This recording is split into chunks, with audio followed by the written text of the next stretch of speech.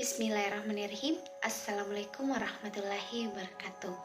Perkenalkan, nama saya Putra Artika Sardewi, Prodi Perbankan Syariah kelompok 2. Baik, di sini saya akan memaparkan materi yang mengenai ejaan-ejaan bahasa. Lanjut saja, yaitu yang pertama, pemakaian huruf. Pemakaian huruf ada beberapa, yaitu yang pertama huruf abjad. Huruf abjad yang dipakai dalam ejaan bahasa Indonesia terdiri atas 26 huruf, yaitu A, B, C, D, E, F, G, sampai Z. Selanjutnya, huruf vokal. Huruf vokal harus yang melambangkan vokal dalam bahasa Indonesia terdiri atas 5 huruf, yaitu A, E, I, O, dan U. Contoh pemakaian kata dalam huruf vokal yaitu vokal A, posisi awal, abjad, anggur, abang, agama, aktor. Posisi tengah, padi, pandai, saat, saudara. Dan posisi akhir, tenaga, rusa, domba, coba, kacang.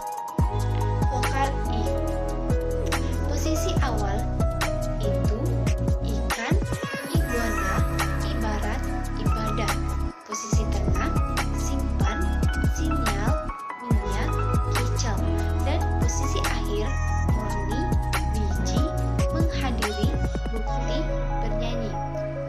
Selanjutnya, vokal U. Posisi awal, uang, uang, udang, undang, urusan. Posisi tengah, duri, bumi, bulu, rusak, dan tulu. Posisi akhir, ibu, sapu, dadu, ragu, bisu. Selanjutnya, vokal E. Posisi awal, emas, enak, ember, elang, ebi. Posisi tengah, pendek, peta, pesan, kenal. Dan posisi akhir, sore, tipe, gurame, tempe, jahe.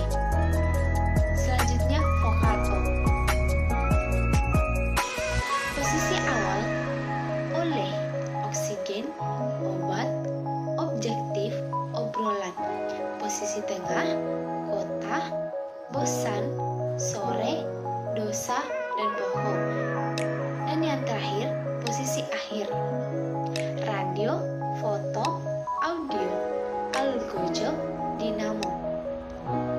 Selanjutnya, gabungan huruf konsonan, yaitu KH, NG, NY, dan SY. Masing-masing melambangkan satu bunyi konsonan. Gabungan huruf konsonan, posisi awal yaitu posisi tengah, posisi akhir.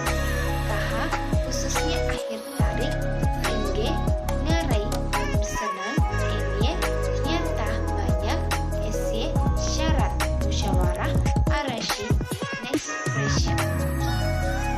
Selanjutnya, huruf kapital. Huruf kapital ada beberapa, yaitu huruf kapital dipakai sebagai huruf pertama awal kalimat. Kedua, huruf kapital dipakai sebagai huruf pertama unsur nama orang, termasuk julukan. Yang ketiga, huruf kapital dipakai pada awal kalimat dalam petikan langsung. Yang keempat, huruf kapital dipakai sebagai huruf pertama setiap kata nama, agama, kitab suci, dan Tuhan, termasuk sebutan dan kata ganti untuk Tuhan. Selanjutnya, huruf miring, yaitu yang pertama, huruf miring dipakai untuk menuliskan judul buku, nama majalah, atau nama surat kabar yang dikutip dalam tulisan, termasuk dalam daftar pustaka. Yang kedua, huruf miring dipakai untuk menegaskan atau mengkhususkan huruf, bagian kata-kata, atau kelompok kata dalam kalimat.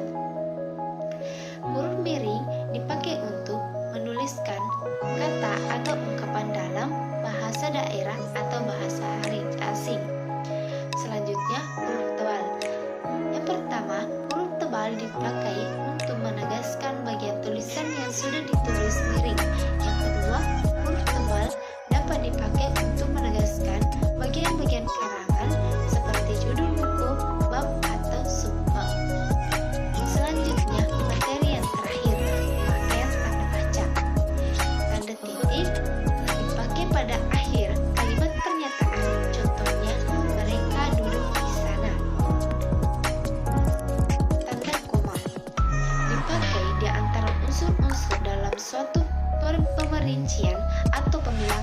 Contohnya telepon seluler, komputer, atau internet, bukan barang asing lagi.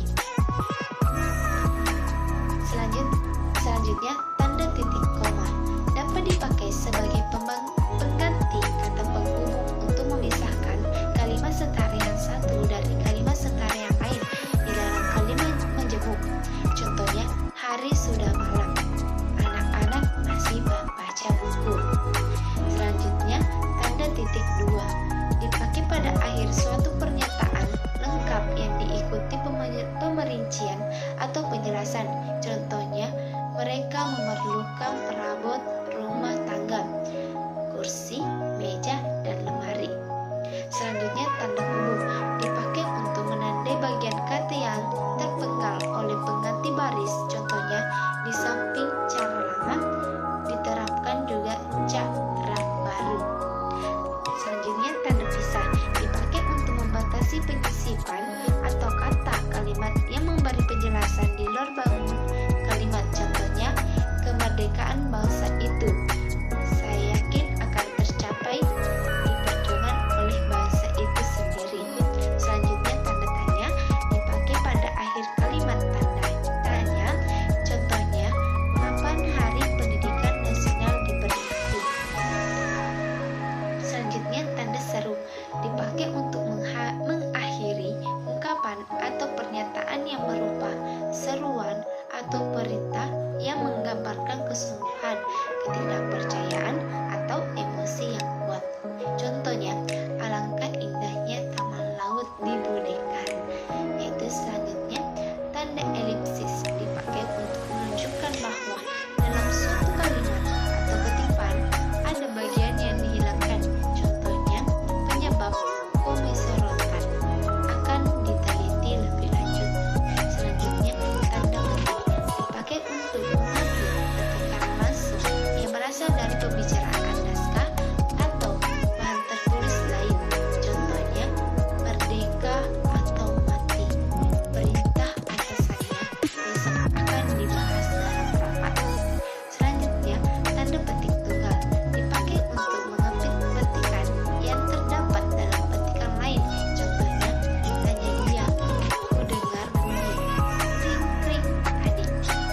Selanjutnya, tanda kurung dipakai untuk mengambil tambahan keterangan atau penjelasan.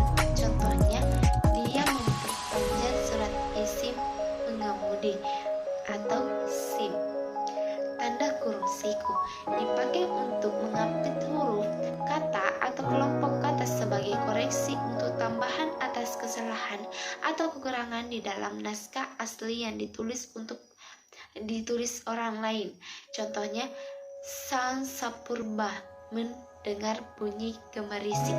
Selanjutnya, tanda garis miring dipakai dalam nomor surat, nomor pada alamat, dan penanda masa 1 tahun yang terbagi dalam 2 tahun takwin. Contohnya, 7 PK 2013. Tanda penyikat atau apostrof dipakai untuk menunjukkan penghilang bagian kata atau bagian angka